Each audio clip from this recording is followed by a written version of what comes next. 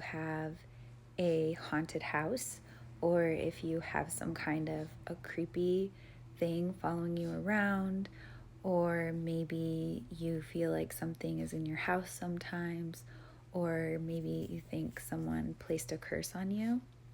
Well, here is a list of things that will help you determine if this is actually something you should be concerned with. Like centipedes, cockroaches, black beetles, spiders, spider infestations, flea infestations, ticks, also bats, things like that are just not going away and you can't seem to get rid of it.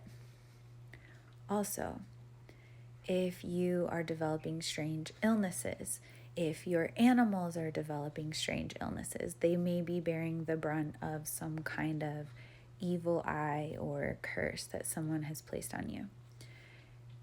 As for spirits kind of walking into your home or coming and going in your life, it doesn't always mean that they have ill intent, but if you are waking up a lot at 3 in the morning, if you are having a lot of nightmares, if your nightmares involve trying to fight back and you can't really move your arms, you can't really move your legs, or spider webs in your dreams, or maybe you are in a house and you're hearing voices in the house, or there are ghosts in the house in your dream. If you're going into the attic and there are ghosts in the attic in your dream. If you are waking up in the night and there are toys or TVs turning on or weird sounds in the middle of the night that you don't hear during the day, or things turning on that you know you turned off, these are indications that there might be something stopping by.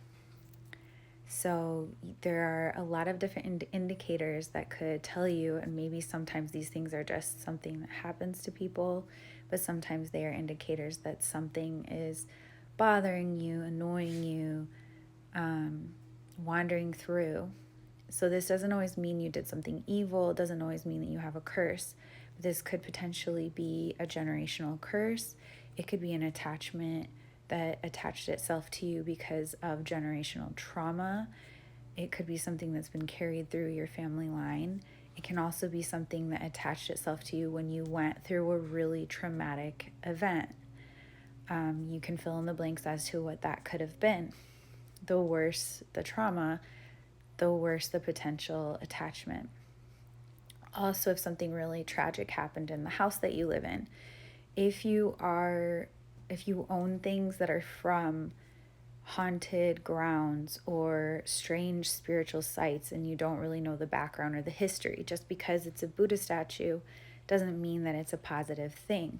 Just because it's a statue of a saint doesn't necessarily mean it's a positive thing, because you don't know, if you didn't buy it new, you don't know what kind of spiritual practices took place involving that thing.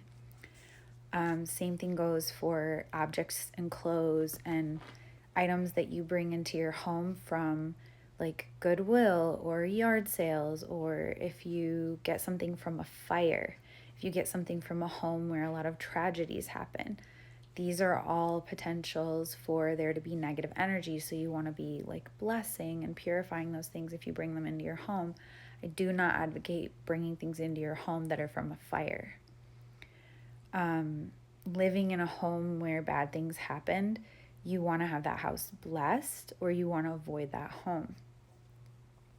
If you live a really pure life, maybe if you're really involved in spiritual practice, maybe you can handle a home like that, but a lot of people can't.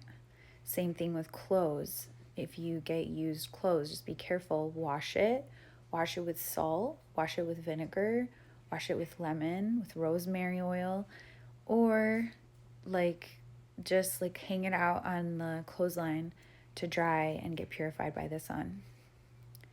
These are all things you have to be wary of, because sometimes spiritual objects are nefarious and they aren't actually good. Other things to be aware of is you need to be careful of what kind of food you're eating. Whose food are you eating?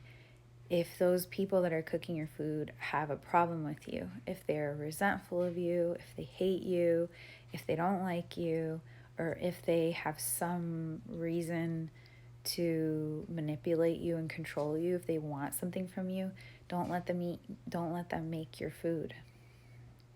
Not because they could spit in it, but because they could do something else with it that I won't get into here, but your food is really important. What's in it is important, and where it comes from. I know specifically in certain countries, people put a specific something in food to do love spells, to be able to manipulate the person who eats the food. So in like Africa or South America, they will warn men not to eat food from strange women sometimes in certain areas.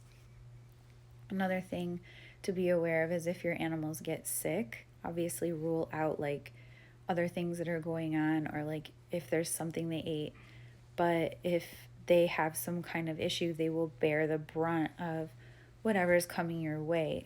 This is also included in your plants. If the water is good and you have enough sunlight and you're taking care of the plant and it's dying, like that's something to be aware of. Any kind of infestation or repeated infestations, this is something to be aware of. The strange noises in your home, that could be something that is really harmless, but you can ward that off and tell that to go away if you hear it and pray. Another thing that some people do is they actually create a little spirit house outside of their house for spirits to live in so that they don't go into your house and they leave you alone. Some people actually leave offerings to these spirits to keep them happy, like the hungry ghosts from Buddhism, like ghosts that are never satisfied. They're in a specific level of hell and they are never ever satisfied. They're just always hungry, so you can placate them by giving them offerings. Just ideas, or you can just tell them to go away and purify your space. So these are all indicators that there could be. One alone might not mean anything, but if it's a repeated issue in your life, it could be an indication that something strange is happening. Either check yourself and see if you are doing something and someone is turning it back on you. Are you wishing ill of other people? Are you gossiping about other people? Are you doing things with evil intent toward others and they are turning it back on you and you're receiving your karma? Or is someone just jealous of you, doesn't like you, wants what you have, has some other issue with you, or they're just a black magic practitioner?